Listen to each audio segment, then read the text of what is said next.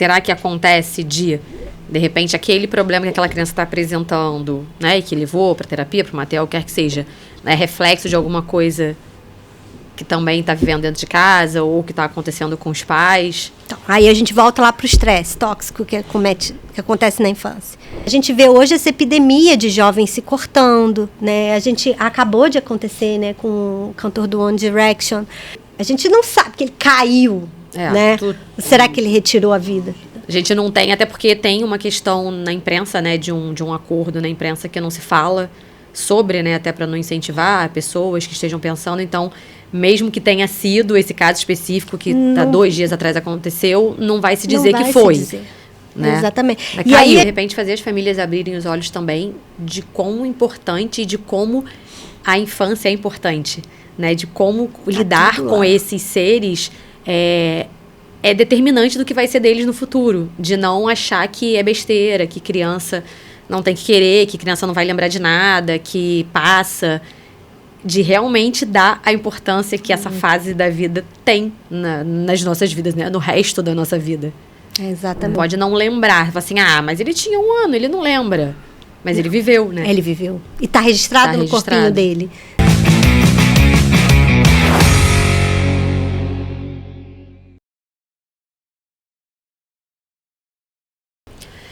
Gabi, como que as experiências da infância da mãe impactam na maneira como ela materna seus filhos?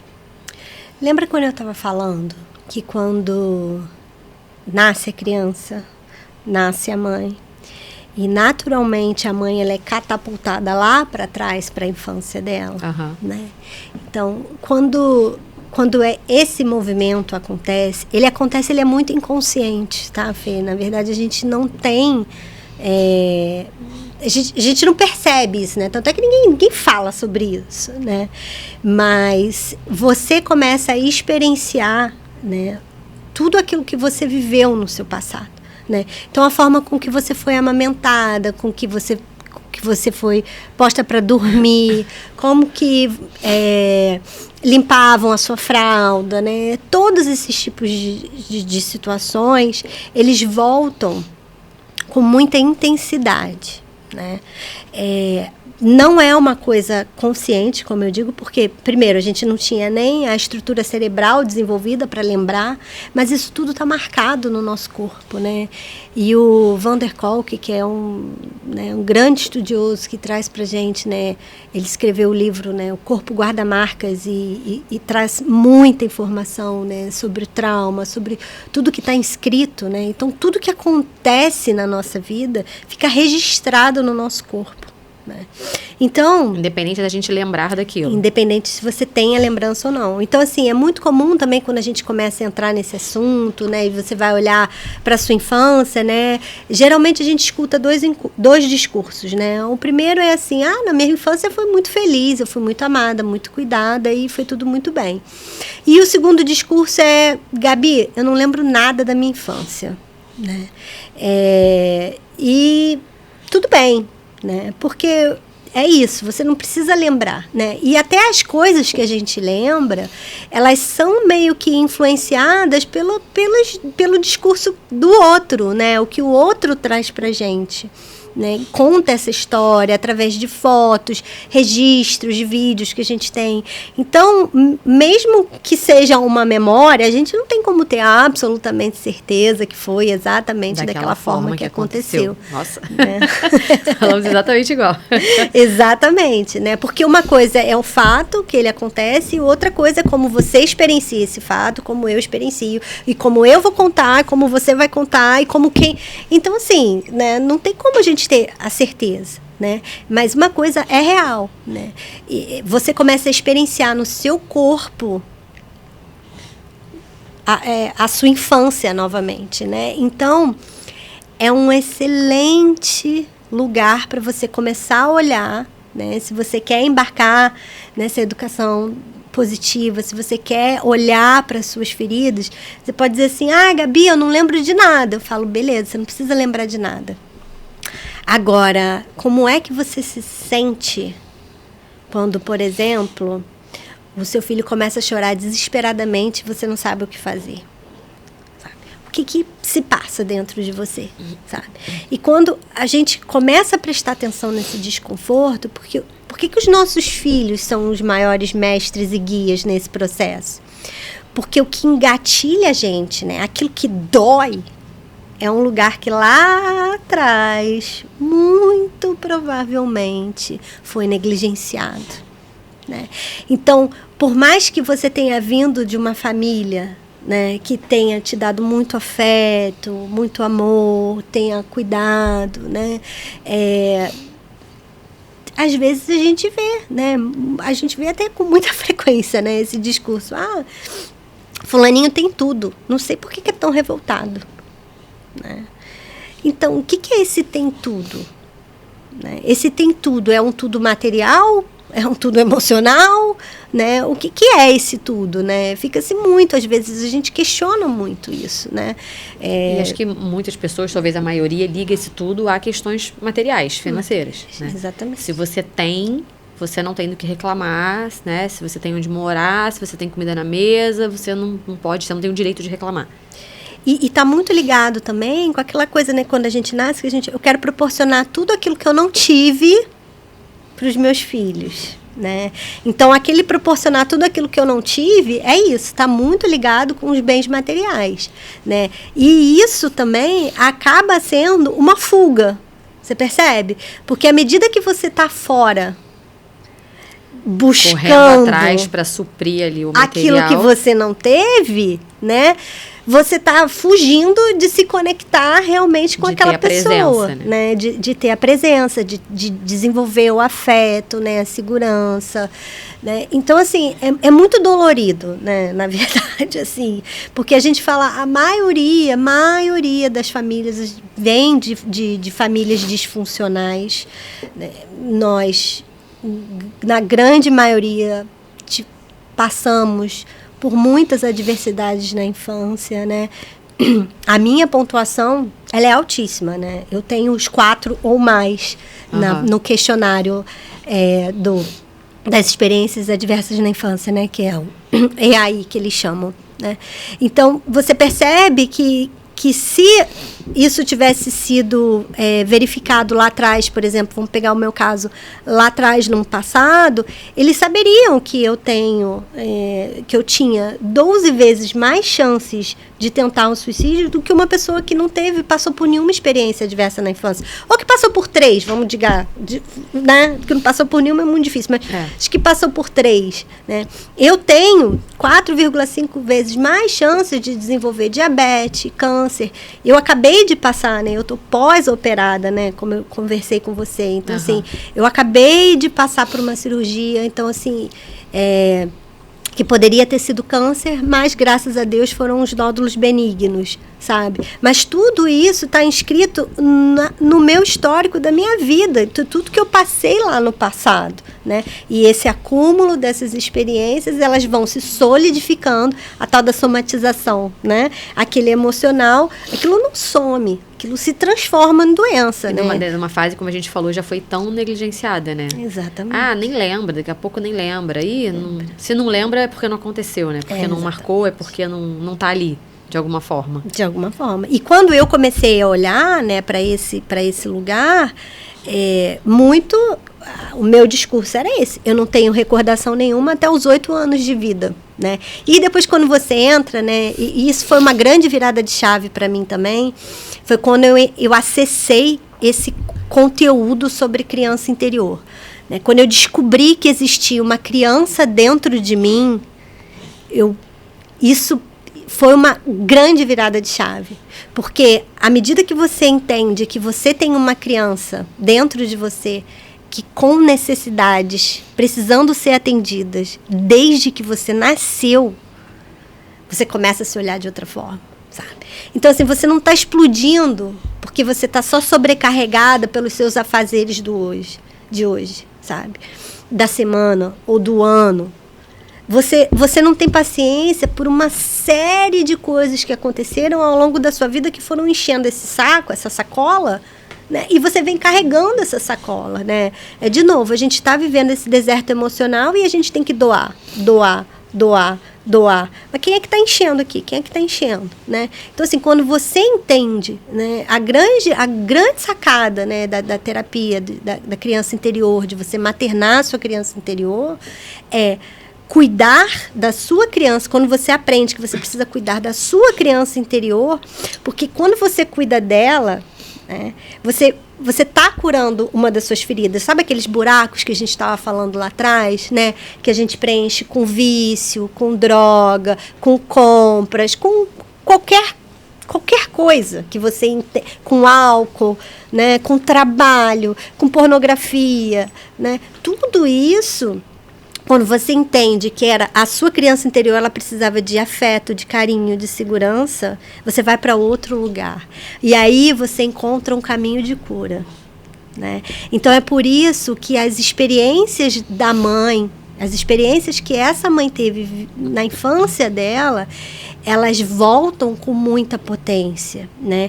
Então, se você abre espaço para olhar para essa criança que tem dentro de você, que está com essas necessidades atendidas há, sei lá, 37 anos, 40 anos, né? E você começa a atender. E, assim, não é uma coisa que, sabe, assim, você vai resolver de um dia para o outro, né? Porque é isso, às vezes a gente pega história de mulheres de 40, 50, 60, não importa quando você tem acesso a esse conteúdo, mas à medida em que você tem acesso a isso, é importante que você perceba que existe uma cura, né? E a cura é você voltar, eu falo isso sempre, né? Você voltar com band-aid, sabe? Com um copinho de água, com um leite morninho, quentinho, sabe? Com um abraço querido. Porque à medida que você cura a sua criança interior, você começa a parar de reagir e você começa a agir. Sabe aquele respiro, às vezes, de 2 segundos, às vezes que você precisa, que te trava entre você perder a paciência e gritar com a criança. Fazer você voltar pro eixo ali. Você consegue respirar ali, sabe? Cuidando, maternando a nossa criança interior, a gente vai cuidando da gente, né? Porque a gente entendeu lá atrás que não tinha ninguém para cuidar. Né? De novo, não por culpa dos nossos pais, né? Não é, aqui a questão não é essa. Não né? é culpabilizar alguém. Não é botar a culpa no outro. Muito pelo contrário. É se autorresponsabilizar. Né? É você tomar a sua vida nas suas próprias mãos e dizer, beleza, agora eu sou o adulto, eu posso suprir o que a Gabriela lá da infância precisou e não teve. Agora eu posso suprir. Então como é que eu vou fazer isso? Né? E isso a gente faz rematernando a criança interior. Você acha que a sociedade atual ela tá mais estressante para as crianças do que no passado?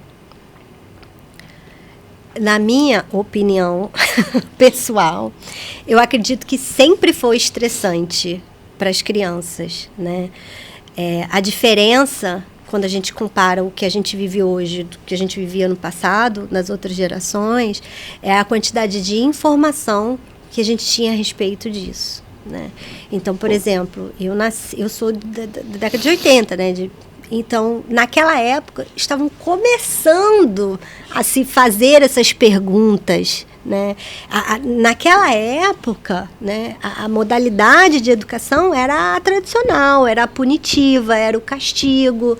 Isso a gente achava que formava bons cidadãos, pessoas saudáveis.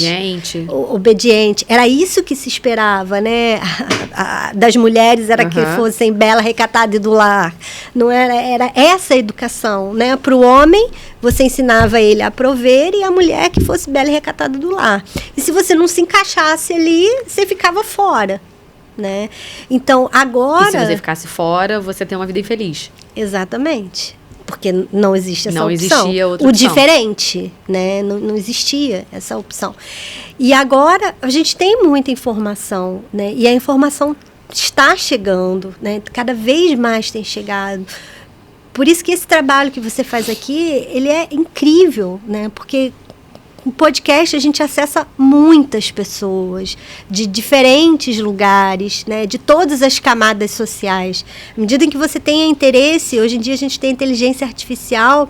Se você pensa se você às vezes fala, aquilo vai começar a aparecer para você. Então, a gente tem a oportunidade de ser influenciado, né, positivamente e negativamente, não, né, para os dois lados, porque tá aí tanto para um lado como para o outro. Mas a gente tem muito mais chances dessa informação chegar do que nos anos atrás, né? Então, eu acho que tá pior. Sim, a gente tem muita coisa que piorou, né? Mas eu sou da turma que vê o copinho cheio, Fê. Eu acho que ainda existe... Eu tenho certeza. Eu acho que é natural, se você conversar com pessoas de várias gerações, acho que todo mundo vai dizer que na sua época era melhor. Né? Acho que é automático, né? Os nossos pais vão dizer que a época deles, a infância era melhor, e os avós vão dizer que a época deles era melhor, e assim por diante.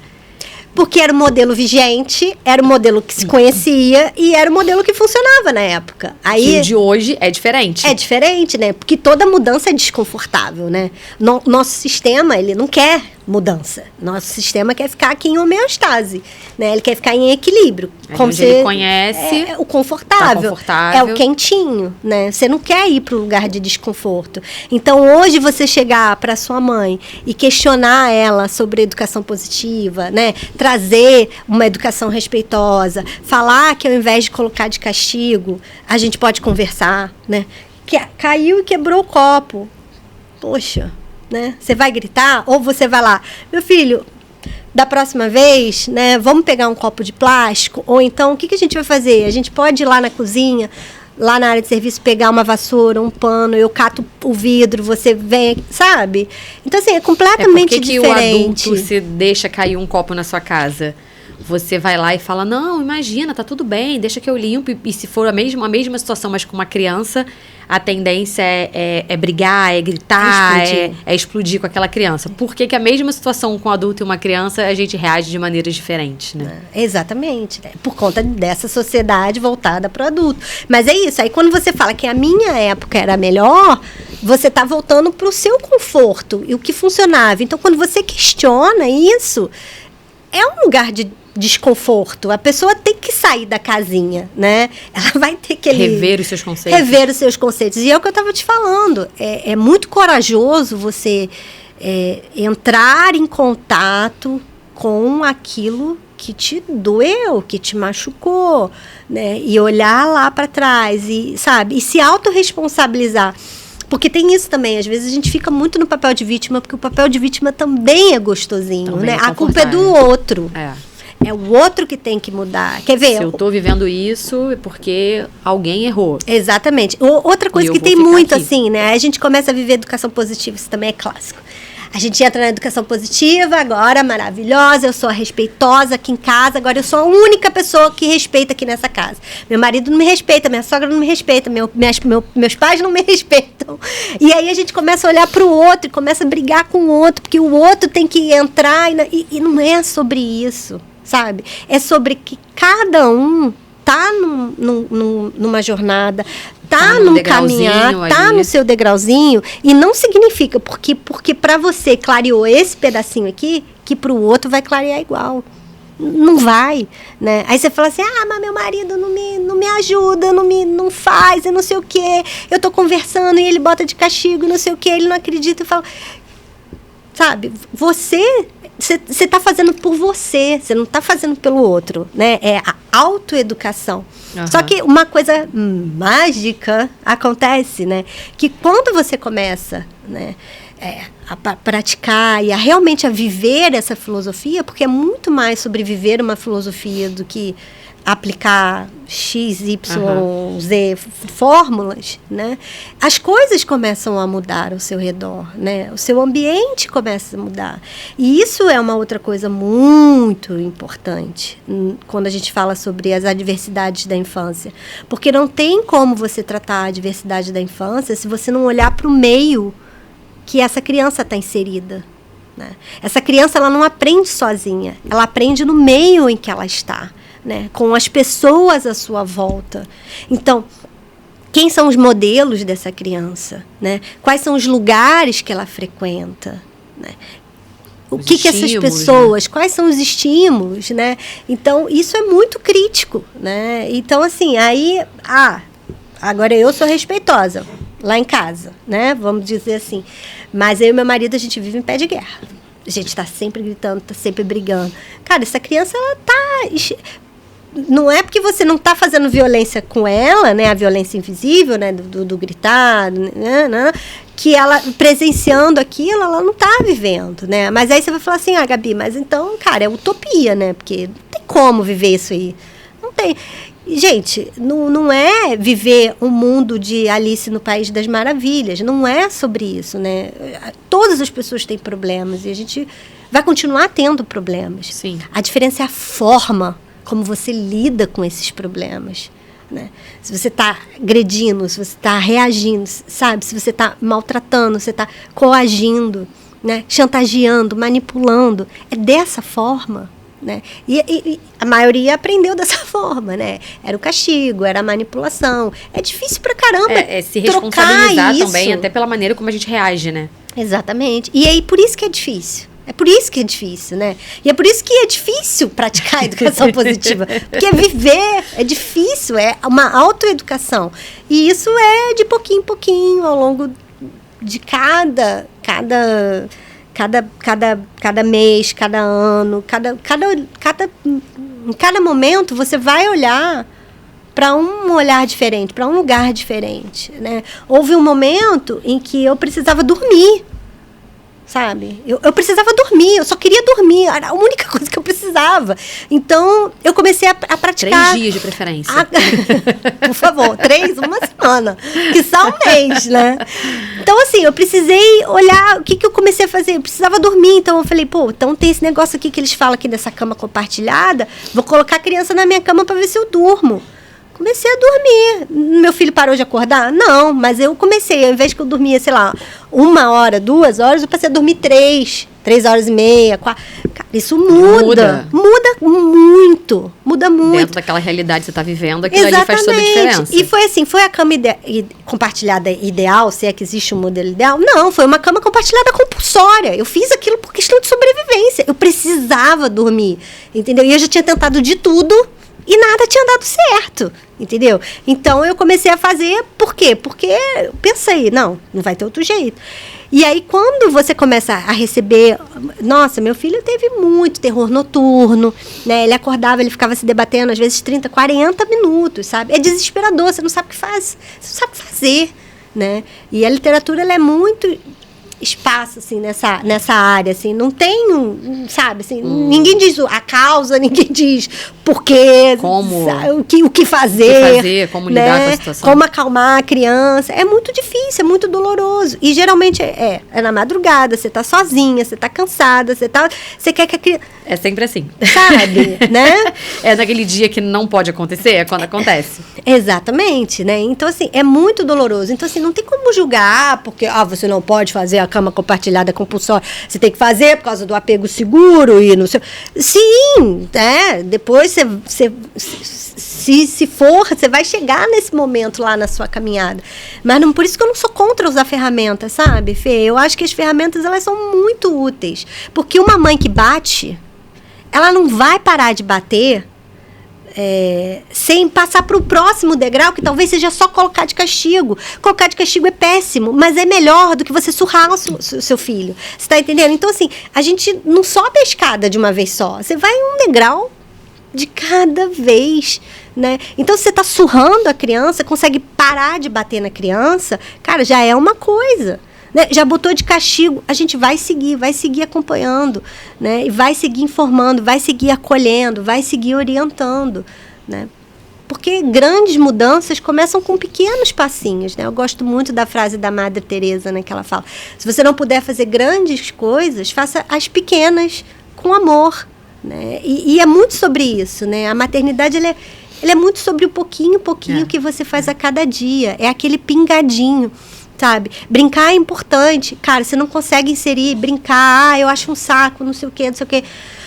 Ai, não consigo. Eu falo, tá, mas, cara, isso é importante, sabe? Porque é dessa forma que as crianças aprendem, é dessa forma com que elas recebem o nosso amor. Será que a gente não consegue organizar um horário na sua rotina que você consiga pelo menos 5 minutos, 10 minutos, 15 minutos, ou sabe? Um dia da semana que seja um dia aquele na dia, semana. olha, sábado de manhã é o dia da gente brincar, né? Um exemplo. É isso, sabe? Assim, e aí você vai começando aos pouquinhos. Gabi, mas tem outras formas que eu dou amor ao meu filho, minhas crianças recebem o meu amor. Existem outras formas, é óbvio que existem várias formas da gente receber o amor, mas é inegável que a brincadeira é fundamental, sabe? Então, assim, meu papel como educadora parental é te dizer isso, é fundamental. O que você vai fazer com isso, aí é uma escolha sua, Sim. né? Sim. Mas aí também é uma função minha dizer que não é pra você pegar o seu chicotinho e ficar dizendo, eu não brinco, eu não sirvo pra nada, eu não sei fazer isso, vou ficar com mais culpa. Porque isso também acontece na educação positiva, né? Porque quando você começa a estudar, você começa a ver que um mundo se abre de um monte de coisas que você precisa aprender a fazer. Uhum. E aí você percebe... E automaticamente se modificar, né? Exatamente. E aí você percebe que você faz praticamente tudo errado, né? A cartilha é essa. Aí aquela culpa que já existia vem assim, ó... Avalanche. Aí ao invés da educação positiva te ajudar, o que ela faz? Ela te atrapalha, porque ela vai te jogar para a direção oposta. Fala, cara, eu não sirvo para isso aqui, eu tô fazendo tudo errado, né? Então... é bom dizer isso, sabe? Assim, a gente vai, cada uma vai... Não é uma corrida. Cada uma vai no seu tempo, no seu momento. E você precisa de orientação. Você precisa de acompanhamento. A gente não vai sozinha. Nós vamos acompanhados. Por isso é importante a equipe multidisciplinar. A equipe multidisciplinar você põe para suas crianças. Mas e para você? Cadê a sua equipe? Né? Quem faz parte da sua equipe? Sabe? Então, assim, a gente tem que começar a se fazer essas questões. Quem precisa são eles, é ele, é ela. Ou então eu não tenho... Não tenho dinheiro, não tenho tempo. Enfim, as desculpas a gente sabe que estão por aí, né? Mas é isso. Aí, de novo, vem a autorresponsabilidade. Tá, não vai dar para eu resolver o mundo. Mas o que dá para eu começar? O que eu posso fazer hoje? Será que eu posso procurar um clínico geral ou um médico da família que vai olhar para mim e que eu vou começar a desenvolver um relacionamento com ele para que ele me direcione para os outros médicos?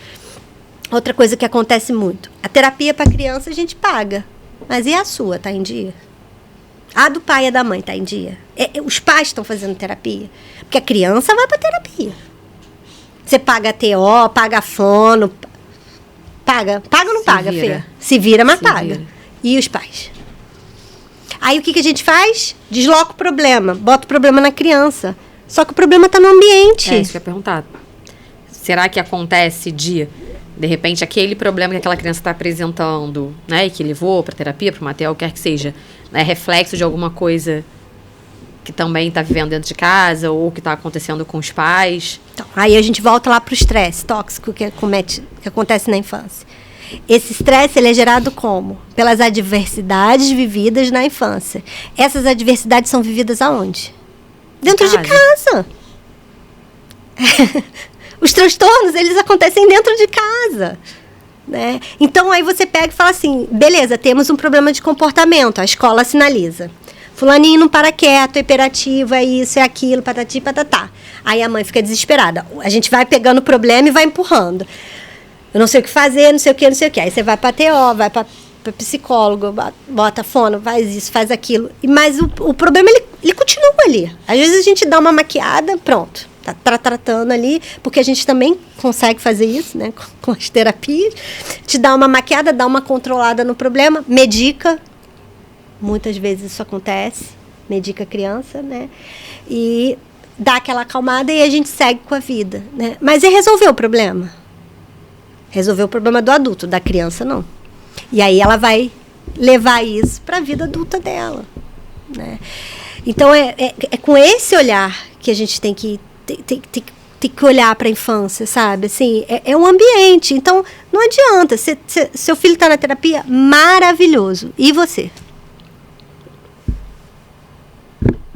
Sabe? Os castigos físicos ainda são muito comuns na educação tradicional, em muitos lares, hoje, né?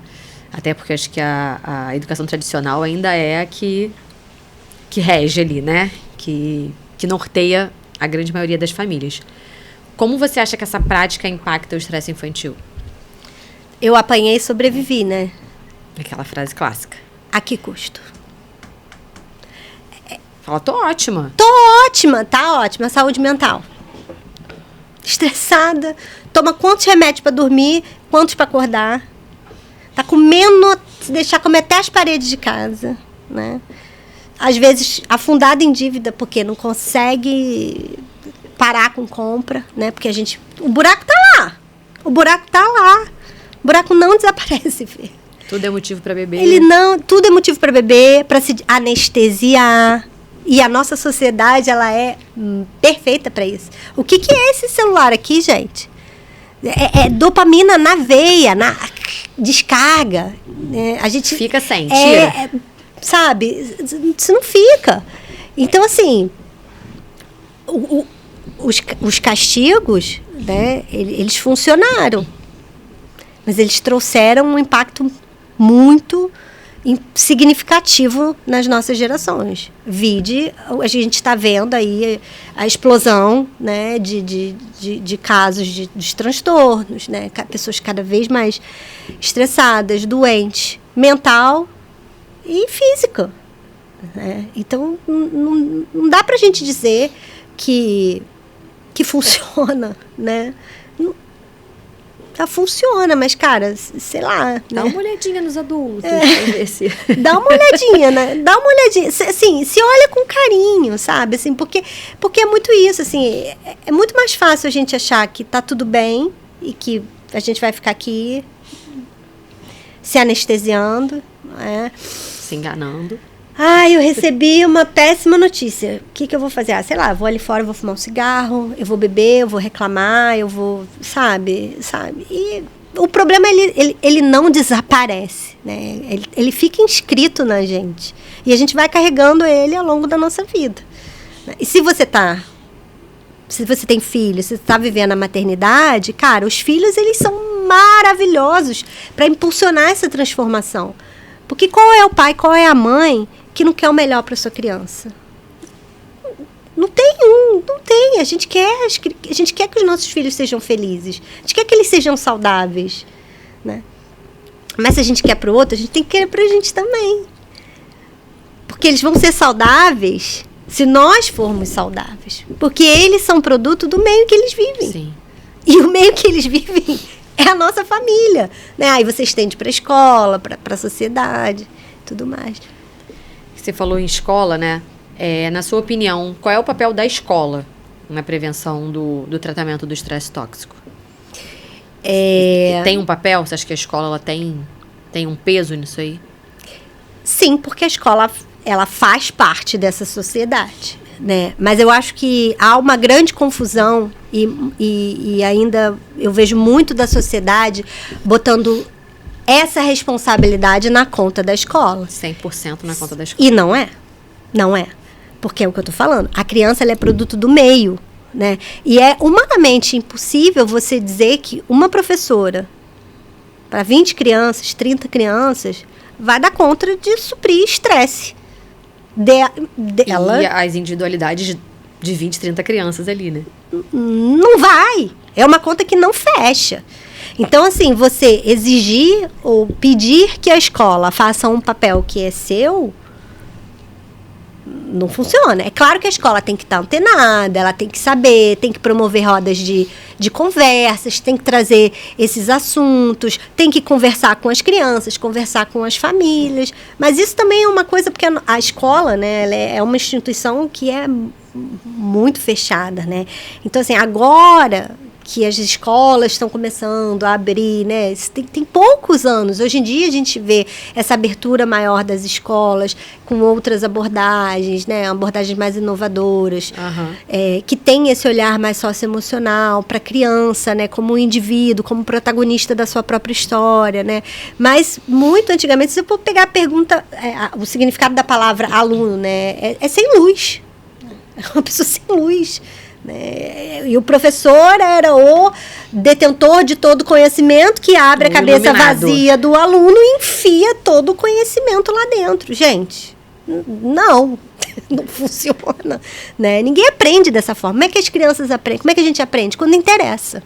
Quando te interessa, você vai atrás. Você vai pesquisar, você vai querer entender, e aí você vai aprender, né? Mas colocar essa responsabilidade na conta, só na conta, 100% na conta da escola, eu acho muito injusto, porque a gente cai naquela outra de procurar culpados. Eu preciso encontrar alguém para colocar o culpado. Quer ver outra coisa? Telas, né? Telas agora é o que mais faz. Isso, que com o uso excessivo das telas pode influenciar esse estresse tóxico, né? Criança, adolescente. Agora está um grande debate, né, sobre telas. De proibir na graças escola, a Deus. Proíbe, não proíbe, exatamente, pode, não pode. Pode, não pode.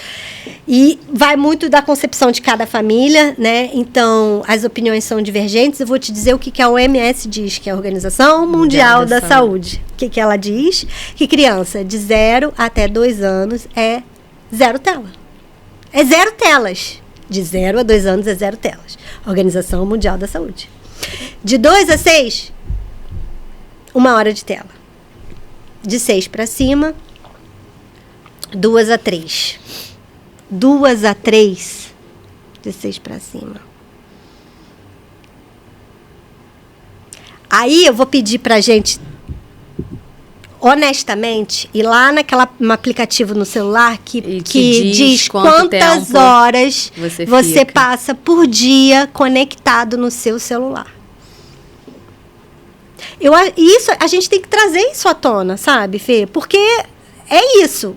Vamos proibir na escola. Não adianta falar que não, mas eu tô aqui no meu falando que você não pode. Beleza, vamos proibir na escola. Eu acho que tem que proibir. 0 tela. Coitado do meu filho, vai me ouvir. Um dia vai me xingar, mas lá celular lá em casa, por hora até hoje, eu penso em dar depois dos 16 anos, quiçá com 16 anos. Porque isso aqui é... Você daria cocaína pro seu filho? Mas o celular a gente dá. A gente entrega o celular e deixa ele trancado lá no quarto.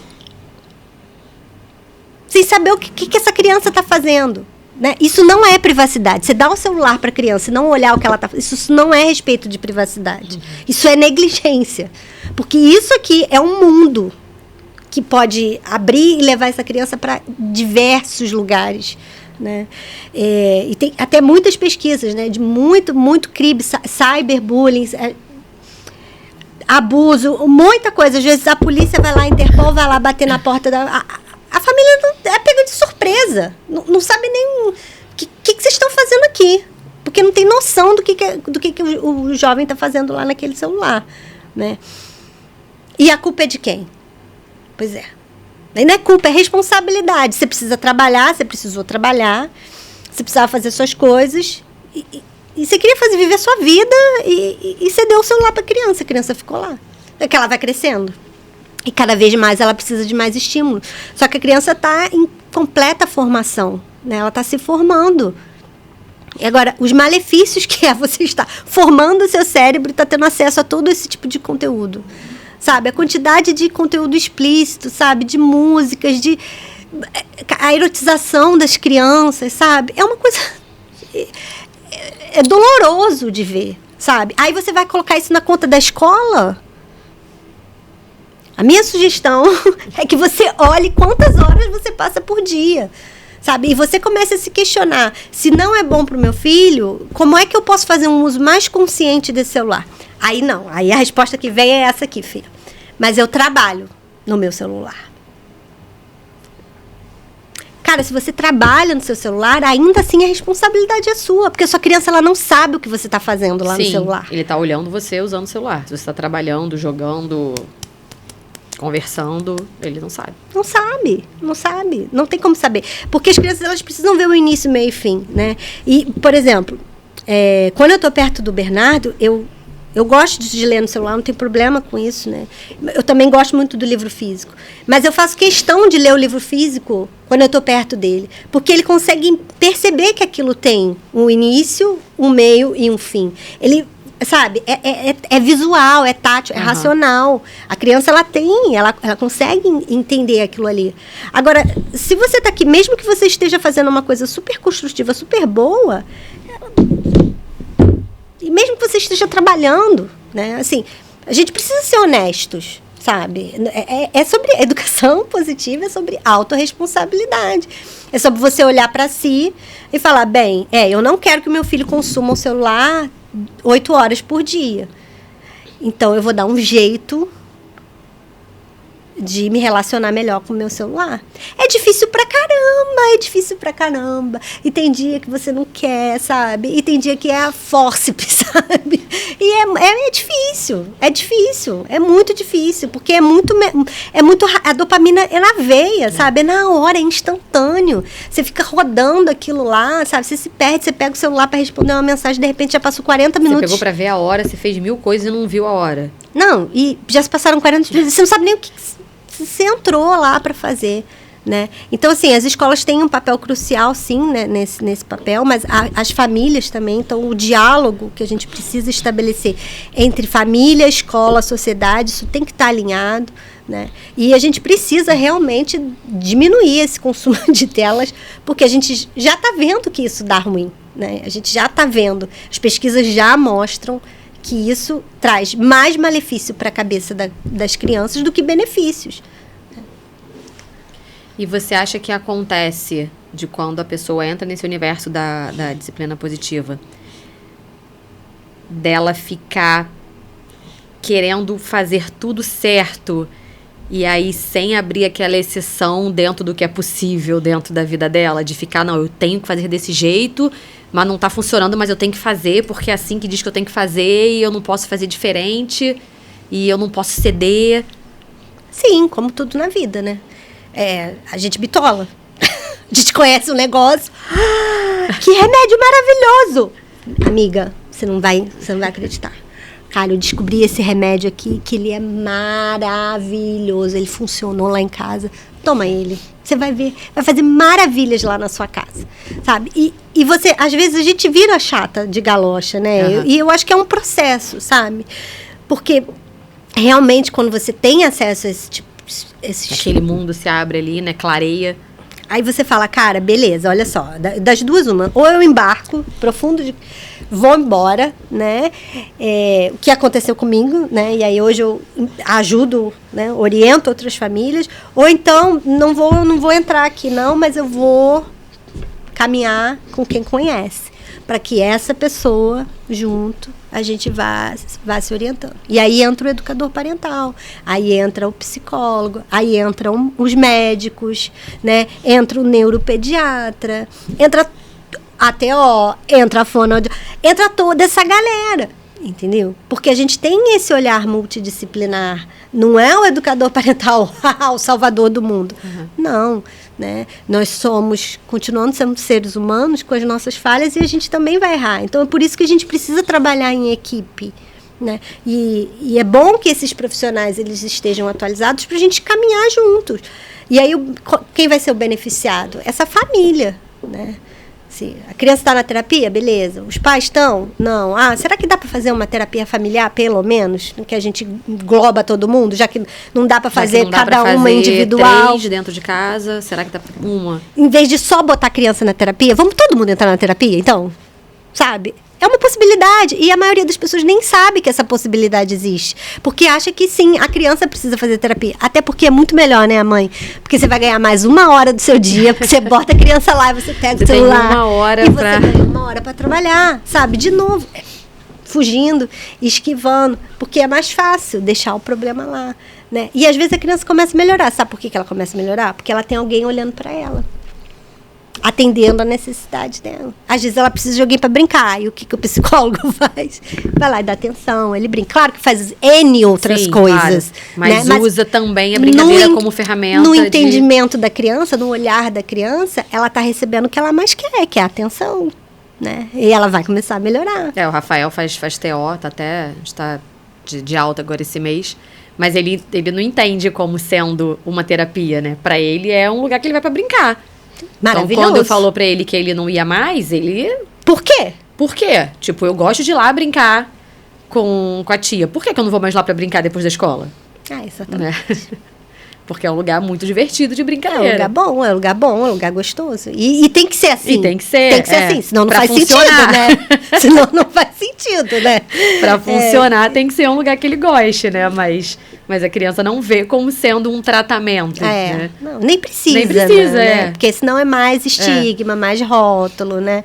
E já temos bastante aqui na sociedade, né? A gente não está precisando mais de nenhum rótulo. E que dicas que você daria para os pais criarem um ambiente familiar mais acolhedor e menos estressante para os seus filhos? A primeira orientação e fundamental é a autoeducação. É esse olhar para dentro com carinho, né, com gentileza, né, e entender que você vai errar. Sabe? Essa é a principal, sabe? Quando você entender que tá tudo bem, você não vai equilibrar todos os pratinhos.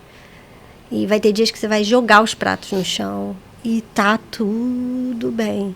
Mas existem recursos, existem caminhos, né?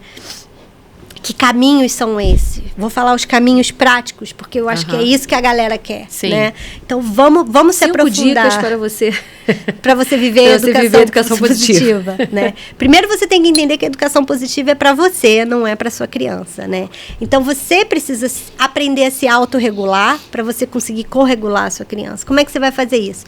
Prática de mindfulness, atenção plena, meditação, yoga. Quando você começa a praticar isso, naturalmente você começa a se cuidar, a se olhar para dentro, né? Então você começa a regular o seu sistema, mesmo que você não esteja fazendo uma terapia, né? O mindfulness, ele não é terapia, mas ele é terapêutico, né? Se você escreve, né? Quem está comigo, quem me acompanha sabe, eu falo muito sobre a escrita terapêutica. De novo, não é terapia, mas é terapêutico, porque você tira daqui e coloca no papel. Você vai organizando aquela bagunça, aquele desconforto que está ali, sabe? E aos poucos você vai revendo, porque você consegue reler, você consegue ver para onde você foi, para onde você vai, né? O contato com maternar a sua criança interior, saber que tem uma criança dentro de você que precisa de cuidado, de carinho, de amor, de afeto, que está aí implorando para ser vista há milhares de anos, sabe? Então, olhar para isso com carinho, né? Pedir ajuda, a gente não falou sobre isso, né? Mas, cara, pedir ajuda é fundamental. Não somos super mulheres. A gente precisa pedir ajuda, né? Então, assim, vamos construir uma rede de apoio, né? Cuidado com a rede predatória. Vamos olhar para a rede de apoio. Mas vai ficar com vergonha de aceitar, né? De repente, quando alguém oferece, falar, não posso demonstrar fraqueza se eu aceitar ajuda, né? Você tá até para você mesmo, você tá ali reconhecendo de que você não dá conta de tudo. Então, não preciso de ajuda, eu vou dar conta. Exatamente. E não é assim. Não é assim. Então, para algumas pessoas, a dificuldade vai ser pedir ajuda. Para outras pessoas, vai ser aceitar ajuda. Né? Então, ambas essas pessoas precisam olhar para isso. Né? E entender que a gente não vai criar um ser humaninho sozinho. Né? A gente não está sozinho. Né? Lembra, o ser humaninho ele é educado no meio em que ele vive. E sozinha você não vai dar conta. Não vai dar conta. E se você puder, né, tiver condições de ter até uma rede de apoio paga, que seja. Claro, rede de apoio. O que é rede de apoio, né? Vamos nomear. O que é rede de apoio? Vamos nomear, né? Porque a gente fala muito sobre rede de apoio, mas quem é essa pessoa? Quem são essas pessoas? Né? Podem ser seus vizinhos, né? Você conhece o vizinho que mora do lado, na porta do seu apartamento? Sabe? Assim, às vezes a gente mora anos no prédio e não conhece os nossos vizinhos, né? Então, assim, se conecta com seus vizinhos, né? São pessoas possíveis que você pode se conectar, porque às vezes você não tem ninguém, né? Então, sim, assim... que é a realidade de muitas famílias, né? De muitas mães, principalmente. A gente fala de mãe porque normalmente a mãe que vai buscar, é a cuidadora, né? Principal da criança, salvo algumas exceções, mas normalmente e às vezes essa mulher não tem ninguém. Não tem ninguém, né? E aí você fala assim, ai, Gabi, mas como é que eu vou bater? Eu vou bater lá na porta do meu vizinho e vou... Oi, você quer ser da minha rede de apoio? Não, né, gente? Posso Pelo deixar essa amor criança de Deus, aqui com você né? 10 minutos pra tomar um banho? Vamos lá, né? Um dia você faz um bolinho, bate lá na porta da pessoa, fala, fulano, interfona, eu fiz um bolo, sei lá, você quer um pedaço? Ou fiz um bolo muito grande aqui, toma um pedaço, sabe? Assim, pequena gentileza. Gente, gentileza gera gentileza, né? E aí, quando você abre, você vai perceber que aquela outra pessoa, ela também tá sozinha dentro daquele universo que ela tá vivendo. E se você estiver falando com mãe, então... vai ter certamente que ela vai querer um bolinho. Com certeza. Com certeza ela vai querer, né? Se tiver uma vizinha mãe, então melhor ainda. Melhor ainda, né? Então, assim, pessoas à nossa volta, né? Os nossos vizinhos, os lugares na pracinha onde você frequenta, onde você leva essa criança, né? Porque às vezes tem sempre um grupinho de mães ou um grupinho de babás que você pode fazer amizade ali, porque a maternidade ela fica mais leve quando ela é compartilhada. Muito. Né? Podem ser os pais, né? Os avós, pode ser um tio, madrinho, padrinho, né? Pode ser a rede de apoio paga também, né? Pode ser uma babá, pode ser uma empregada que te ajuda em casa, né? Porque às vezes também tem isso, né? Você não tem ninguém e tem a rede paga. Você tem condições de pagar, você vai pagar, né? Mas quando a criança é muito pequenininha, a orientação é que você pague para ficar com os cuidados da casa e se você puder ficar com a criança, melhor. Cenário ideal, né? Cenário possível, a gente sabe que nem se ajusta, né? Mas a rede já de tira apoio... um peso, né? Você tem alguém para limpar, organizar a casa, de repente ver uma comida, Exato. você fica menos sobrecarregada para poder, então, estar disponível para sua criança, né? Exatamente. Você vai visitar uma puérpera, gente, você leva comida, esquece todo o resto. Leva um bolo, sabe? Pede um iFood. Exatamente. Sabe? Chega na casa dessa puérpera, não chega na casa da pessoa na hora do almoço, esperando que ela vai ter uma comidinha gostosa pra te oferecer. Te servir. Faça o contrário, leve você a comida na hora do almoço. Exatamente, né? Porque é muito disso, né? As pessoas não têm muita noção. Então, a rede de apoio são essas pessoas que estão ali para te ajudar, para dividir essa maternidade, né? Hoje em dia, com o mundo virtual, tem muito, né? Eu tenho a comunidade das mães possíveis, então também é uma possibilidade você entrar em contato com outras mães que têm crianças da mesma idade dos seus filhos, para você estar trocando informações, né? Porque às vezes você tá lá, o outro fulano tá lá do outro lado do mundo, o outro tá lá não sei o quê, mas vocês estão vivendo... de mães sempre salva, né, Fê? A salva, gente se conheceu no Mamãe Verdade. Zumbi. Eu e a Gabi, a gente se conheceu no Mamães Zumbis, que é um grupo que começou pequenininho aí, com 6 mães, há 6 anos atrás. E hoje são acho que 160. Não, maravilhoso esse grupo, porque o grupo da Mamãe Zumbis, eu já falei isso pra... Priscila já teve aqui, Bia já teve aqui, já teve uma galera lá do grupo que pois passou por aqui, eu falei pra Pri, inclusive, que o grupo, ele entrou num momento muito importante da minha vida, porque foi logo no início da minha caminhada, que foi quando eu conheci a Débora, e eu tinha acabado de entrar na faculdade da psicologia, né? Então, assim, eu tava completamente despedaçada, precisando conversar com outras mães. Então, como aquilo foi benéfico para mim, foi o primeiro desse grupo especificamente é falar sobre maternidade. Sobre maternidade, é só não isso. Não é para falar da novela, do jogo de futebol, né? A Pri, que é hoje a principal administradora do grupo, deixa bem claro que é para não desfocar, né? Que é para compartilhar questões da maternidade para as informações não se perderem, né? Exatamente. Para ser realmente apoio. E como isso é importante, né? Porque é isso, cara. Às vezes meu filho tá ficando doente reiteradas vezes, você não sabe por quê. Você vai dar uma desabafada e... Sabe? E aí... Trocar. Vai trocar e aí você vai ver que a fulana também passa, que a ciclana também passa. Então, assim, esses grupos de apoio são muito importantes, né? Então, a rede de apoio, né? Ela é um fator protetivo para a mãe e para a criança. Que a mãe estando bem, a criança vai estar bem, né? Então, a gente tem que ter esse foco, né? Então, as práticas de mindfulness, yoga, meditação. Gente, meditação, eu acho que tinha que ser, assim... a cartilha que a gente recebe na maternidade, sabe? Sobre como, o primeiro banho, não sei o quê. Então, a partir de hoje, você vai começar a praticar meditação. Porque, gente, se tem um remédio que salva vidas, é a meditação. Sabe? É maravilhoso quando você começa a respirar, sabe? Assim, e começa a se conectar, porque isso abre portas para muitas outras coisas. Isso te ensina sobre autorregulação. E não existe como você corregular outra criança. Você não vai conseguir acompanhar a sua criança na birra se você não tem paciência. Se você não está regulado. Você não consegue. Não consegue. Não adianta você ver milhões de vídeos de mães corregulando as crianças. Você não vai conseguir. Você silenciar o ambiente à sua volta. A birra clássica no shopping. Se você viu uma criança fazendo birra no shopping e pensou, né? Você que não tem filhos, né? Claro. Meu filho jamais faria isso. Ele vai fazer. Ele vai te envergonhar. Você vai querer enfiar tua cabeça num buraco. Você vai dali passar correndo. por isso. E sair dali correndo. Agora, se você tá vivendo a educação positiva, se você consegue praticar mindfulness, você, naquele momento, você consegue se transportar para outro lugar, silenciar todos os olhares, que é difícil pra caramba. Porque os olhares julgadores estão ali em volta. Estão em volta, né? Então, assim, a gente está sempre se sentindo julgada, né? Então, mindfulness é remédio para tudo. Porque, às vezes, mesmo que você não esteja preocupada ou não esteja saindo ali, não esteja se desalinhando, quando começam os olhares e as palavras julgadoras em volta, a tendência é você sair daquele... Você sair da casinha. Da casinha ali, e aí você quer tirar tudo. Você quer tirar ali, quer sair daquela situação. Quer sair o mais rápido possível daquilo ali e acaba meio que, muitas vezes, fazendo o que as pessoas esperam que você faça. Exatamente. Né? E aí você está atendendo quem? A expectativa do adulto, e a criança fica lá afundando, né, no caos emocional dela.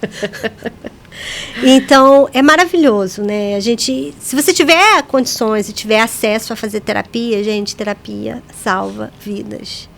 Precisamos fazer terapia. Se sua criança está na terapia, maravilhoso. Vá você também para terapia. Tá? Vamos fazer terapia, né? Fazer terapia em família, fazer terapia individual, fazer terapia de casal. Todas as terapias são bem-vindas. Só aconselho que você procure profissionais que estejam atualizados e que tenham pelo menos uma especialização naquele assunto que você precisa desenvolver, sabe? Porque tem N abordagens, né? E se você não sabe para quem você vai... Porque a gente tende a falar assim, preciso fazer terapia, tem que procurar um psicólogo, mas você não tem esse conhecimento, né? Eu mesma não tinha até pouco tempo atrás, de que existem várias linhas de abordagem, né? De que cada profissional seria mais indicado para um tipo específico de questão, de problema, ou de momento da sua vida, né? E que isso pode ir mudando ao longo da vida, né? Hoje, esse profissional aqui é o que mais se adequa a esse meu momento atual, mas daqui a pouco já é uma outra abordagem que vai conseguir ir mais a fundo naquela questão, né? Sim. E é difícil dessa, viu? Porque a gente, quando gosta quando a relação terapêutica, ela cria um vínculo, para você trocar de terapeuta, é difícil. Que aí tem um apego aí. Que rola um apego. Porque o terapeuta, ele faz o quê? Ele faz a função, ele te promove o apego seguro. Aquele que você não teve, terapeuta bom, ele vai entrar nesse lugar. Né? Tipo, eu confio nele. Como assim eu vou trocar? Como eu vou para outro? Ele vai, né?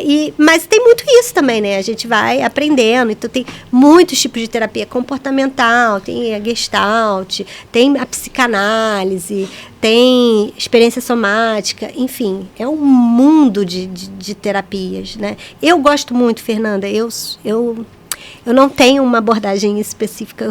Eu gosto de integrar, sabe? Assim, porque somos seres humanos múltiplos, né? Porque eu te perguntar assim, como que a gente vai saber? Como que a pessoa leiga ali, que de repente nunca fez terapia, vai saber que tipo de terapia ela precisa ou seria mais indicada? Ela não vai saber. É por isso que é difícil, né? Então, assim, o bom é você conversar com pessoas, né? Então, se você tem um grupo de mães, pergunta, vocês já fizeram terapia, né? Como é que é? Você faz? Se não sabe que existem abordagens diferentes, vamos perguntar, vamos pesquisar. E você pode perguntar para terapeuta que você está, né? Fazendo um contato Qual é a sua linha? Como é que você trabalha? Geralmente, né? A gente espera que fale. Mas, se não falar, você pode perguntar, né? Isso não é deselegante, muito pelo contrário, né? É informação, né? Então, perguntar, se informar, né? E entender que o psicólogo e o educador parental são duas pessoas diferentes, né? São dois profissionais que existe o profissional psicólogo, né, que pode ter a especialização do educador parental, e tem o educador parental que não precisa necessariamente ser um psicólogo, né, e eles se complementam, da mesma forma que o neuropediatra, né, ou o neurologista, o psiquiatra, que a gente não falou aqui, mas também se complementa, né, a fono. Então, a gente vai juntar, se você não tem tempo para ir estudar, né, mas você tem dinheiro para ir lá pagar, você vai lá se informar e vai construir essa rede de proteção. Porque a rede de apoio inclui o psiquiatra, o psicólogo, o educador parental, o neuro. Se eles forem bons no que estão fazendo, eles estão na sua rede de proteção. Você vai lembrar deles quando a corda apertar. Sim. Você vai falar, cara, eu preciso mandar uma mensagem. Né? Porque não quer dizer que o fato de você prezar pela educação positiva ou estar estudando sobre, que o bicho não vai pegar em algum momento. Não serão só flores, não se engane. Não, ilusão, muito pelo contrário, né? No início, então, é bem doloroso. Mas é libertador ao mesmo tempo, né? Porque traz muita cura, né? Traz muito... Hoje eu vejo a minha vida, né? 3 anos depois... É muito pouco tempo, se você for parar para pensar, né? O que são 3 anos, né? Mas a transformação que aconteceu, né, nesses 3 anos, né? Hoje eu consigo dizer que eu vivo uma vida plena, né? Eu sou uma pessoa saudável, mental, físico e espiritual, né? Que a gente também não trouxe, mas eu acho que tem esse pilar, né? Inegável. E espiritualidade não é religião. Não é religião, cada um tem a sua, né? Mas é inegável que tem uma liga ali, né? E isso tudo precisa ser olhado, né? Então, quem vai olhar para isso?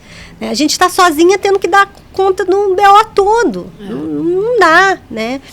Então, a rede de apoio são essas pessoas. Se você não tem, você foca em construir, né? Então, quando eu criei a comunidade, foi muito nesse sentido, em fazer essas conexões.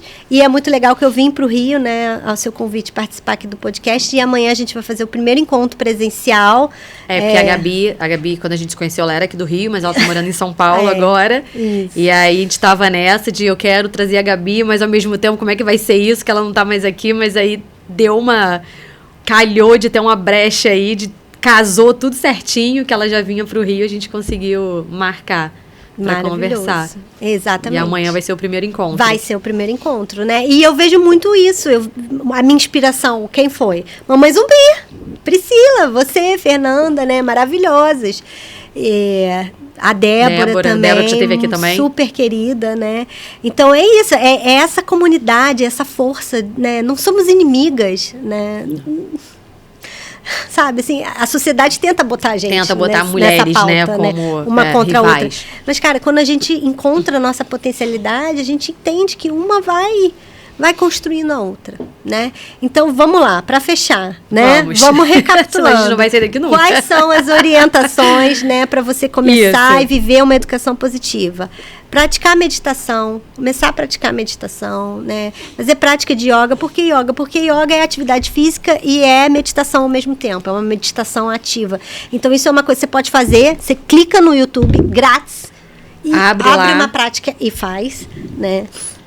Buscar orientações, né, formas de tratamento terapêuticas, seja com um psicólogo, seja com as orientações do educador parental, com o psiquiatra. Essa rede de apoio paga e a rede de apoio afetiva, né, não paga, né. Ter esse acompanhamento dessas pessoas é fundamental, tá?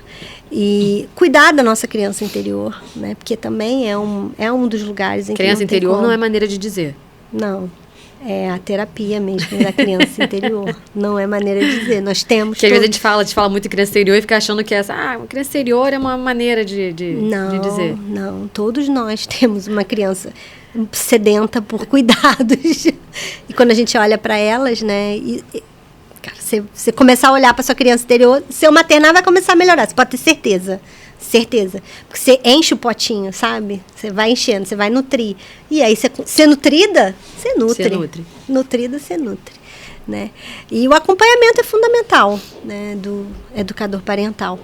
nessa jornada. Sozinha a gente vai longe, mas juntas... Já vai mais, né? Vai bem mais. Gabi, muito obrigada. Muito obrigada mesmo por tanta informação, tanto conhecimento, tanta experiência.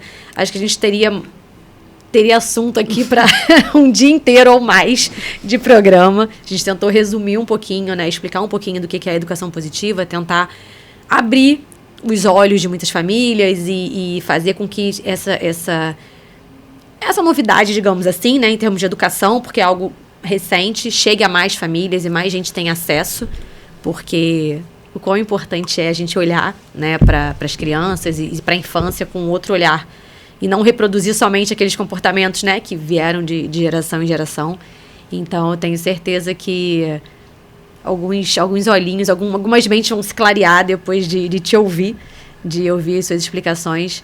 E que bom que as nossas agendas coincidiram e deu tudo certo. E numa semana tão especial para você, que é uma semana desse primeiro encontro do seu grupo presencial, né? Que é grupo de apoio, de troca de informação. E muito feliz de verdade com a sua presença. Obrigada. Obrigada, Fernanda. Eu que agradeço o convite. Eu me sinto muito honrada e realmente é assim, eu não olho para o macro, sabe? Eu acho que se o que eu tiver falado aqui servir para uma pessoa, minha missão está cumprida, sabe? O meu servir tá no mundo. E é isso, sabe? É no pouquinho, é de um a um, sabe? Que a gente vai impactar a vida dessas crianças, né? E transformar a vida dessas famílias, dessas mulheres, dessas mães. Entender que a gente não está sozinha nas dificuldades, sabe? Por isso que eu trago as minhas dores, eu falo, porque ninguém quer falar, ninguém dá cara a tapa, ninguém fala. A gente só quer mostrar o que é bonito, que é feliz, o que deu certo. E se alguém olhasse na minha rede social, pessoal, na época, nunca dizia. Eu era a pessoa que tinha tudo. Sabe? Sempre fui, né? Sempre fui muito abençoada financeiramente, mas esse tudo é aquilo, né? A que custo, né? Então, é essa informação, se chegar, né? É isso, vai transforma, né? Eu quero deixar meus contatos, né? Claro, quem quiser me encontrar... A gente vai botar aqui na descrição do vídeo, sua rede social. Pode ir lá, tem meu site, gabrielaferola com 2Ls.com.br. Um R, 2 Ls. Isso, um R, 2 Ls. Minha rede social é Gabriela Ferola, né? E se tiverem dúvidas, quiserem saber mais... É só entrar em contato, pode falar lá no meu Instagram, ou por e-mail também, ou pelo site. Eu estou disponível. Muito obrigada. Obrigada mesmo mais uma vez, tá? Se você gostou do vídeo, se você gostou da conversa com a Gabriela, pode mandar comentários pra gente também, pode mandar dúvidas que a gente vai responder, que ela vai responder para vocês. Não se esqueça de se inscrever no canal, ativar as notificações, deixar o seu like nesse vídeo, compartilhar esse vídeo com a família, com a pessoa que você acha que vai ser importante aprender um pouquinho ou saber um pouco mais sobre educação positiva. Muito obrigada pela companhia e até a próxima.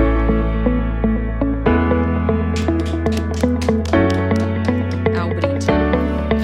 Tá vazio o meu já.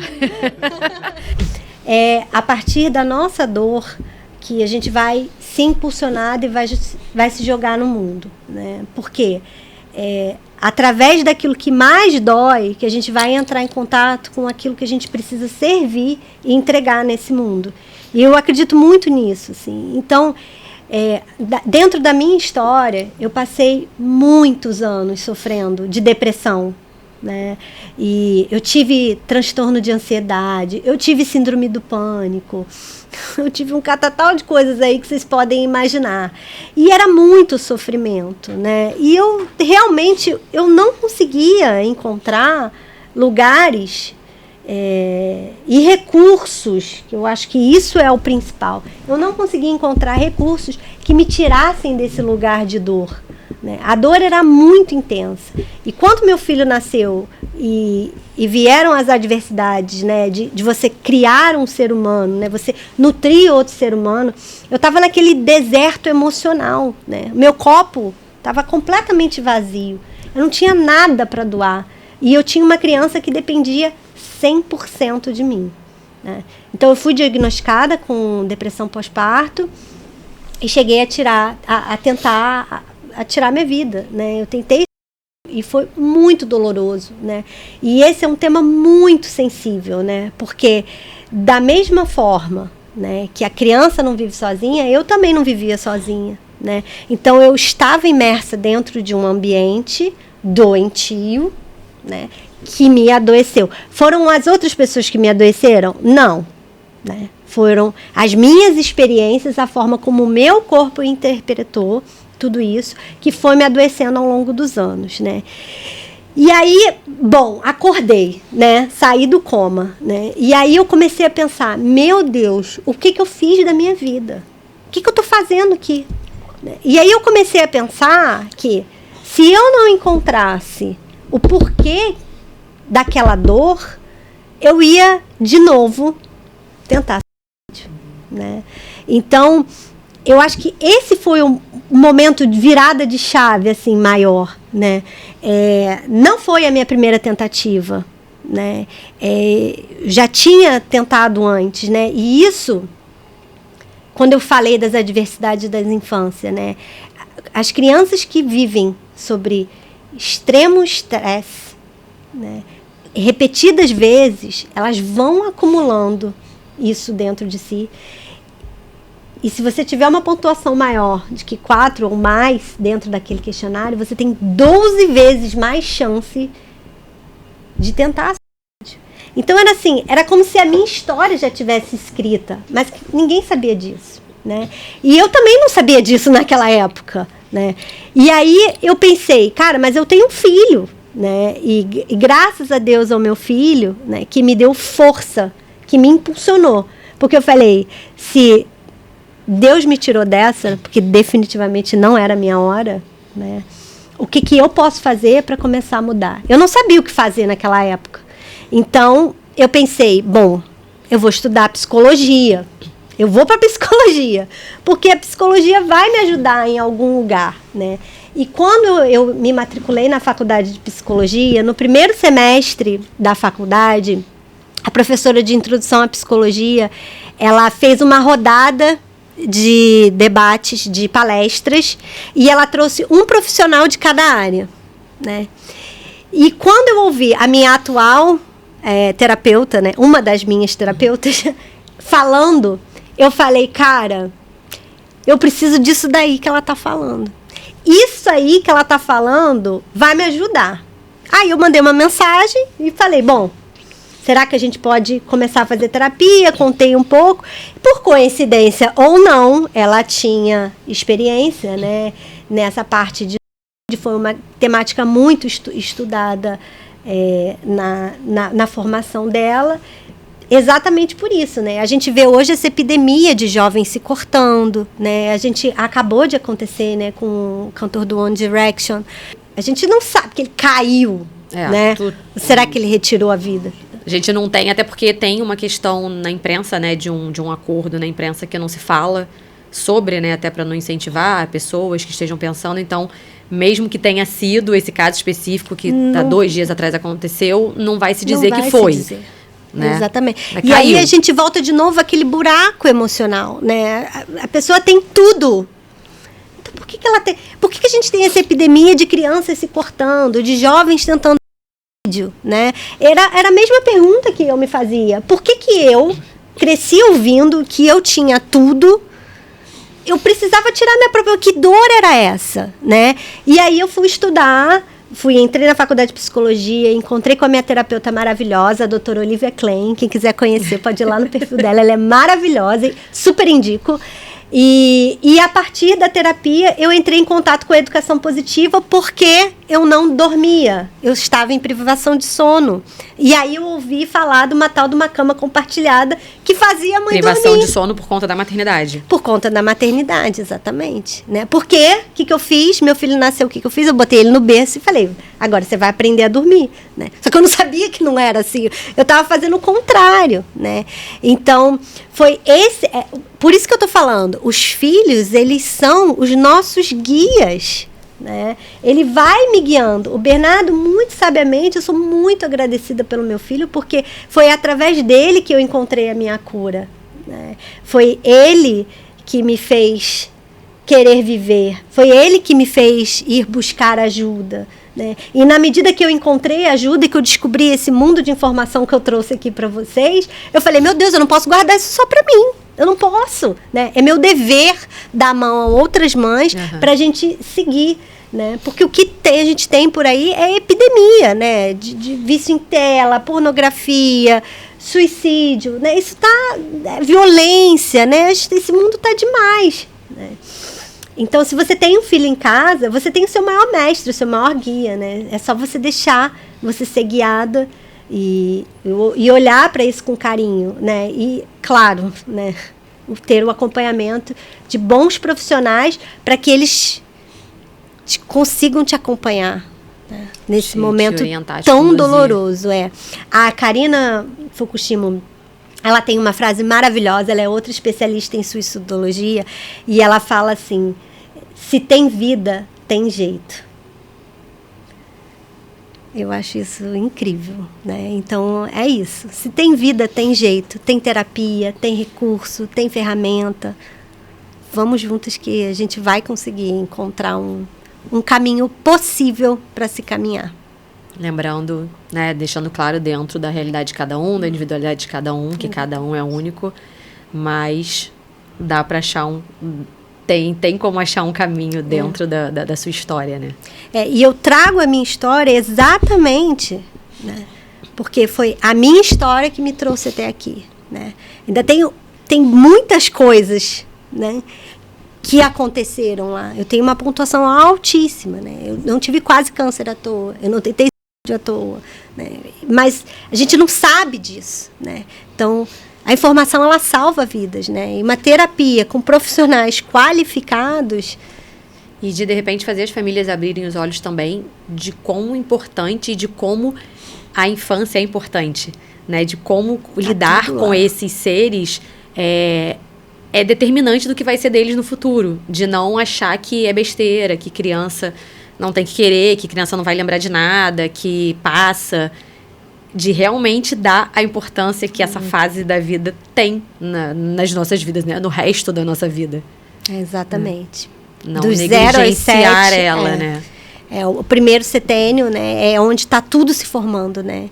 Então, o que você passa ali, essas primeiras experiências, vai ficar tudo registrado no seu corpo, né? Então, assim, o meu filho, ele já tem a pontuação dele, né? Porque ele passou por essas coisas. Sim, vivendo claro. comigo.